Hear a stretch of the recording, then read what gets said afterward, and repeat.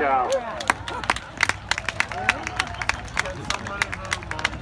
Nice do it, Jason. Jason told me that he was at Eureka a couple weeks ago. He entered the keg toss. He threw it farther than anybody. He broke their all-time record, and he hit some poor lady in the leg with the keg. What the heck? Oh, it was a fake leg. Oh, okay. Anyway, it could be not a true story.